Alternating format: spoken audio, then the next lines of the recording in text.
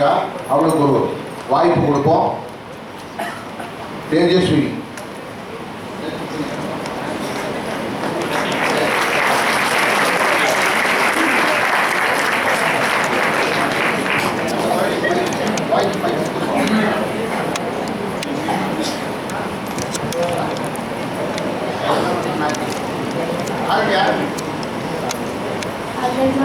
पद्मातं गजानन मगर्निशम् अनेकदन्तं भक्तानाम् एकदन्तम् उपास्महे बुद्धिर्बलं यशोधैर्यं निर्भयत्वं हरोगदा अजात्यं वाक्पटुत्वं च अनुमत् शरणात् भवेत्.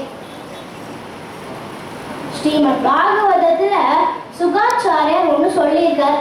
அது என்னன்னா, ஹிருதய தியாயதே விஷ்ணும் திரேதாயாம் யததோ மகைதி துவாபரே பரிச்சரியானாம் கலோ தத் அரிகீர்த்தனம் அப்படின்னு சொல்லியிருக்கார். இதுக்கு என்ன அர்த்தம்னா, கிருதயுகத்துல பகவானை நினைச்சு தியானம் பண்றதும், திரேதாயுகத்துல யஜ்ஞ யாகாதிகள் பண்றதும், துவாபர யுகத்துல பகவானை கைங்கரியம் பண்றதும் என்ன பலனை கொடுக்குமோ அது கலியுகத்துல பகவானோட நாமத்தை சொல்றதுனாலையும் நாம சங்கீதம் பண்றது மூலமாவே கிடைக்கும்னு தெரிய சொல்றான். இதே நாக புராணத்துல கூட சொல்லியிருக்கு.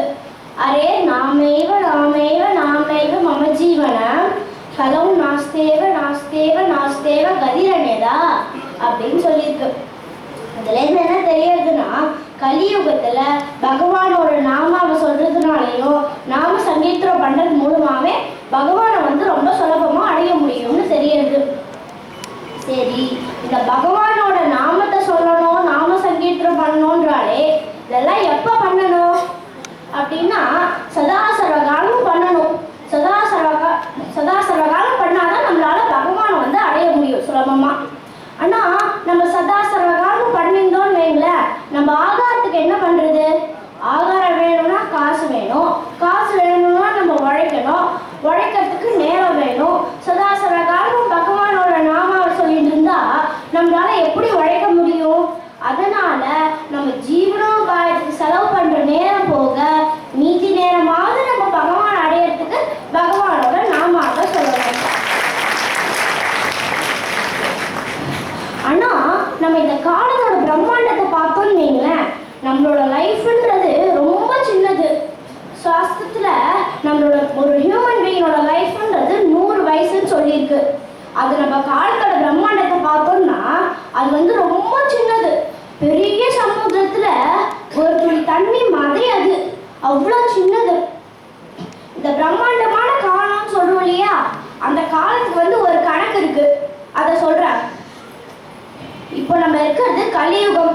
இந்த கலியுகத்துல 4,32,000 வருஷங்கள் மொத்தமா.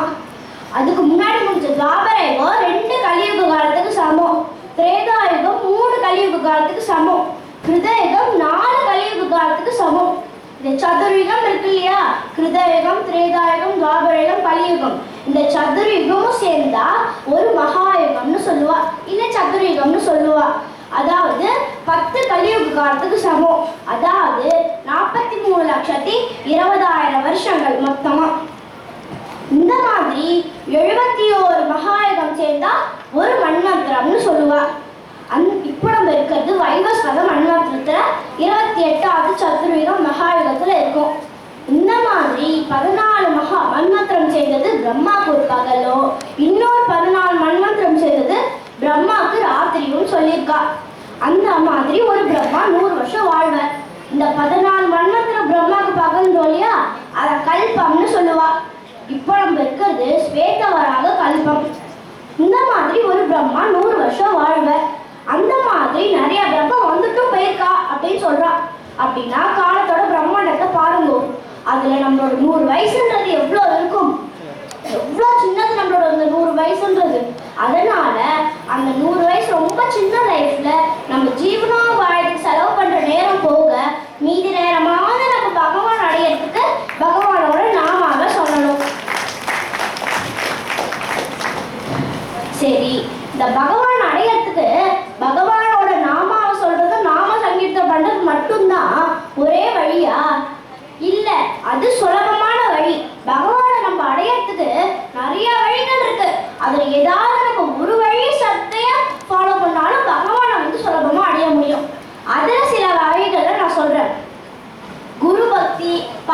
பக்தி, கோ சம்ரக்ஷணம், வேத சம்ரக்ஷணம், அன்னதானம், இந்த மாதிரி நிறைய இருக்கு. இது எந்த ஒரு வழியை நம்ம ஸ்ரத்தையா பண்ணாலும் பகவானை வந்து நம்மளால அடைய முடியும். இப்போ நம்ம பகவான் அடையதை விடுவோம், பகவானை நம்மளை தேடி வரதுக்கே ஒரு வழி இருக்கு. அதை சொல்றேன். அதுக்கு வந்து ஒரு கதை இருக்கு, அதை சொல்றேன். முன்னாடி ஒரு காலத்துல ஒரு பிராமணன் இருந்த, அவளுக்கு வயசான அப்பா அம்மா, அவளுக்கு ரொம்ப வயசாயிடுது. அந்த பிராமணனால அவளை பார்த்துக்க முடியல. அதனால அந்த பிராமணன் அவளை போட்டு பாடா படுத்திட்டு இருந்த. அவ அம்மா அப்பாவுக்கு தோன்றது, இந்த பிராமணன் நமக்கு நல்லது பண்ணாலும் பரவாயில்ல, இப்படி நம்மளுக்கு தொந்தரவு பண்ணிட்டு இருக்காரு இவர் அப்படின்னு அவளுக்கு ரொம்ப கஷ்டமா இருக்கு. இவர்கிட்ட இருக்கிறதுக்கு நம்ம ஏதாவது சத்திரத்துல போய் தங்கிடலாம் அப்படின்னு போய் தங்குறாவா, இவரை விட்டுட்டு போயிடுறாவா. இவருக்கு ஒரே சந்தோஷம், அம்மா அப்பா நம்மளை விட்டுட்டு போயிட்டா இவருக்கு ஒரே சந்தோஷம். இவரை கண்ட்ரோல் பண்றதுக்கு யாருமே இல்லை. அதனால ஆட்டமான ஆட்டம் போடுற, எப்பவுமே காசு இருந்தாதான் ஃப்ரெண்ட்ஸ் இருப்பா. இப்போ அப்ப அவர்கிட்ட காசு இல்லை, அதனால அவரை விட்டு ஃப்ரெண்ட்ஸும் போயிட்டா. ஊரே திட்டுறது இப்போ இவரால் அந்த ஊர்ல இருக்க முடியல. கொஞ்ச நாள் கழிச்சு அவர் வந்து ஒரு கதா காலட்சேபத்துல போய் உட்காடுறார். அந்த கதா காலட்சேபம் பண்றவர் சொல்ற, ஒரு ஹிந்துவா இருந்தா காசிக்கு போகணும், ஒரு தடவையாவது காசிக்கு போயிட்டு வந்துருக்கணும் அப்படின்ற. உடனே இவருக்கு வந்து காசிக்கு போகணும்னு ஆசை வந்துடுறது. ஓஹா நம்ம காசிக்கு போகலாமே அப்படின்னு கிளம்புற. அடுத்த நாள் காத்தால போயிட்டே இருக்க. இவருக்கு மேல வழி தெரியல காசிக்கு போறதுக்கு. அந்த காலத்துல ஹோட்டல் ரெசார்ட் அதெல்லாம் கிடையாது. ஒரு சத்திரம் இருக்கும், அதுல யார் வேணும் உள்ள போய் ஸ்டே பண்ணிட்டு அடுத்த நாள் காத்தால கிளம்பலாம். அந்த மாதிரி அந்த காலத்துல வசதி இருந்தது. அப்ப ட்ரெயின் பஸ் கூட கிடையாது, நடந்துதான் போனோம். சரி சத்திரம் ஒரு தங்குவோம். தங்கும் போது பேகேஜை வச்சுட்டு கை கால் அளவிட்டு வர வந்தா எதிர்க்க ஒரு ஆசிரமம் இருக்கு. அந்த ஆசிரமத்துல ஒரு முனிவர் இருக்கு. ஆஹா முனிவர் இருக்காரு, இவருக்கு கண்டிப்பா தெரிஞ்சிருக்கும் எப்படி பண்றது அப்படின்னு, எப்படி எந்த வழியில போகணுன்றது கண்டிப்பா தெரிஞ்சிருக்கும் அப்படின்னு போய் கேட்குற. சுவாமி நான் காசிக்கு போகணும், எனக்கு காசிக்கு போறதுக்கு வழி தெரியல, உங்களுக்கு வழி தெரியுமா சொல்லுங்க அப்படின்னு கேட்குற. கேட்ட உடனே அவர் சொல்ற, காசியா? காசின்னு நான் அப்படி ஒரு ஊரே நான் கேள்விப்பட்டது இல்லையே, அந்த ஊருக்கு எனக்கு வழி தெரியாது, நீ வேற யார்கிட்டயாவது கேட்டுக்கோ அப்படின்னு சொல்லிடுற. சொன்னதும் அந்த பிராமணனுக்கு ஒரே கோபம் வந்துடுது. என்னது, காசியே உங்களுக்கு தெரியாதா? காசிக்கு வழி தெரியாதா உங்களுக்கு? அப்ப காசியே தெரியாதா உங்களுக்கு அப்படின்னு கேட்டார். கேட்டு வந்து உடனே அவர் சொல்ற, ஆமாப்பா எனக்கு காசியே தெரியாது அப்படின்றார். சொன்னதும் அவருக்கு ஒரே கோபம் வந்துடுது. என்னது, காசியே தெரியாதா? எல்லாரும் தன்னோட பாவத்தை தொலைச்சிட்டு புண்ணியத்தை சம்பாதிச்சுக்கிற ஒரே இடம் காசி மட்டும்தான். அந்த இடமே உங்களுக்கு தெரியலன்னா இவ்வளவு தபஸ் பண்ணி என்ன பிரயோஜனம் அப்படின்னு கட்டிட்டு வந்துடுறார். வந்து சாப்பிட்டுட்டு படுத்துக்கிறார். படுத்துட்டு விடியக்கு முன்னாடியே என்னவோ சத்தம் கேட்குறது அந்த ஆசிரமத்துக்கிட்ட. என்னடா சத்தம் அப்படின்னு பாக்குற. பார்த்தா ஒரு 3 ஸ்திரீகள் அந்த ஆசிரமத்துக்குள்ள போறா. பார்க்கறதுக்கு அவ்வளோ அவலட்சணமா இருக்கா. அந்த பிராமணனே அவளை பார்த்து பயந்து போயிட்ட.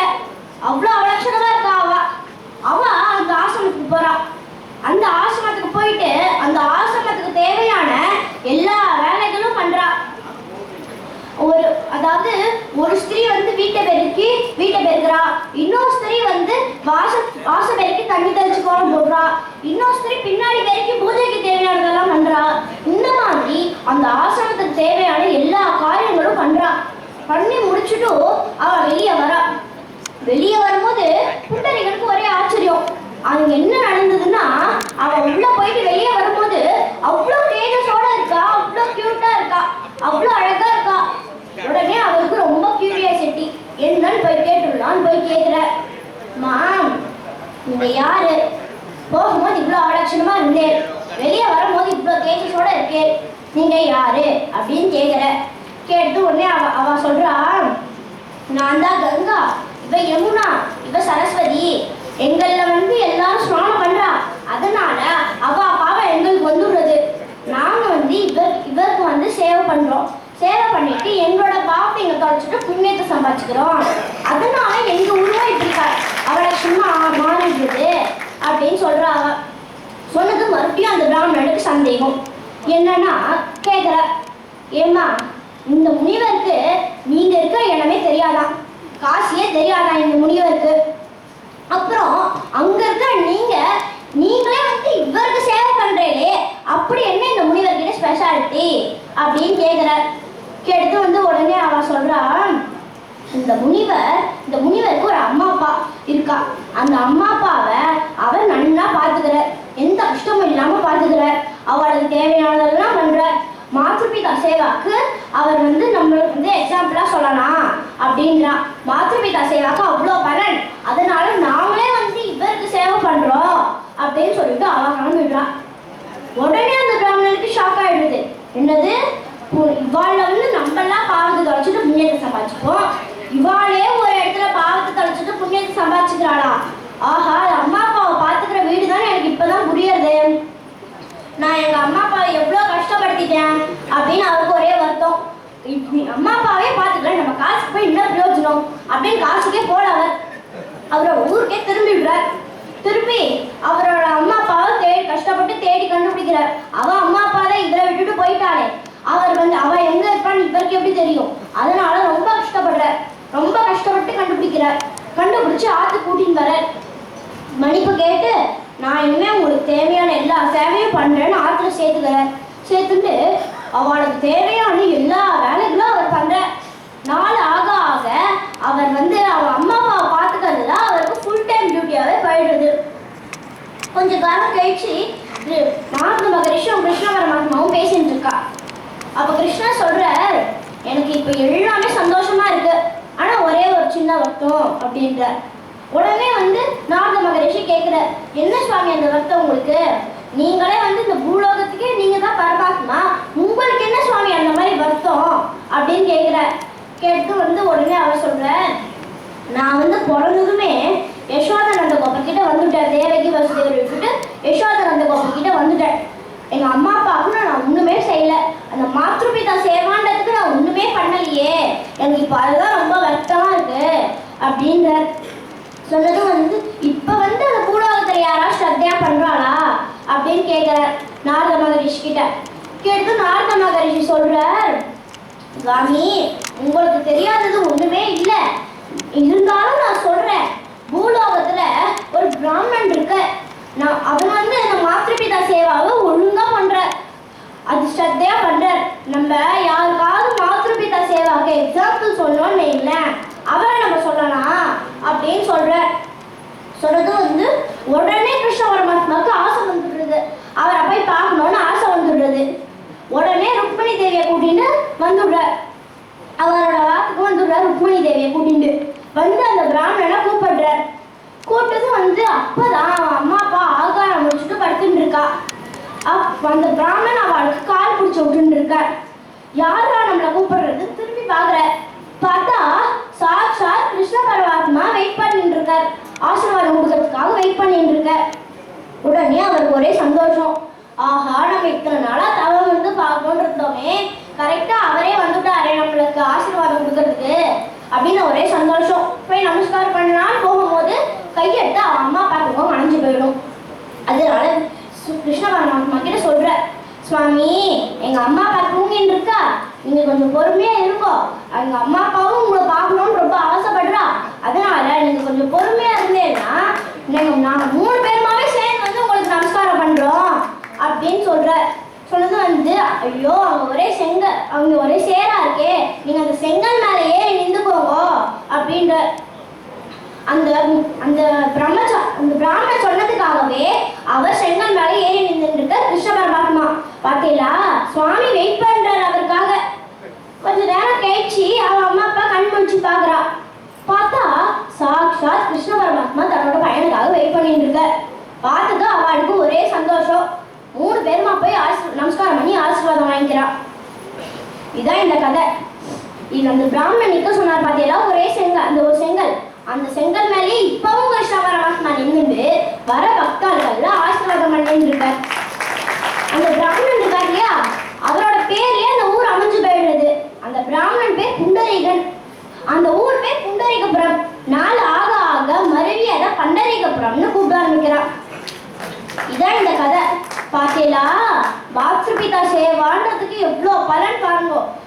பகவானே நம்மளை தேடி வருது மட்டும் இல்லாம நமக்காக காத்திருக்கார். பகவான் வந்து ஆசீர்வாதம் கொடுக்கணுன்றதுக்காக வெயிட் பண்றார். அவ்வளோ பலன் இருக்கு மாத்ருபிதா சேவாகனா பார்த்துக்கோங்க. ஆனா நம்ம பகவான் அடையிறதுன்றது எவ்வளவு முக்கியமோ அதே அளவுக்கு அதை நம்ம எந்த விதத்துல அடையறோன்றது முக்கியம். இத இங்கிலீஷ்ல கூட சொல்லியிருக்கு. ways and means are as important as ends அப்படின்னு சொல்லியிருக்கு.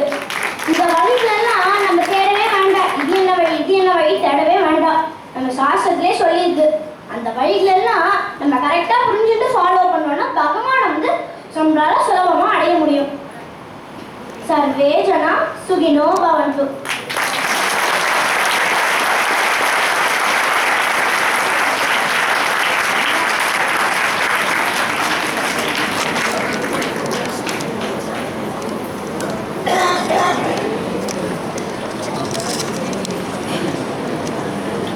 தேஜஸ்வினுடைய அழகான கதை மாத்து பிதா சேவை பற்றி சொன்னால் ரொம்ப சந்தோஷமாக இருக்குது. எல்லாரும் ரசிச்சு அடுத்தபடியாக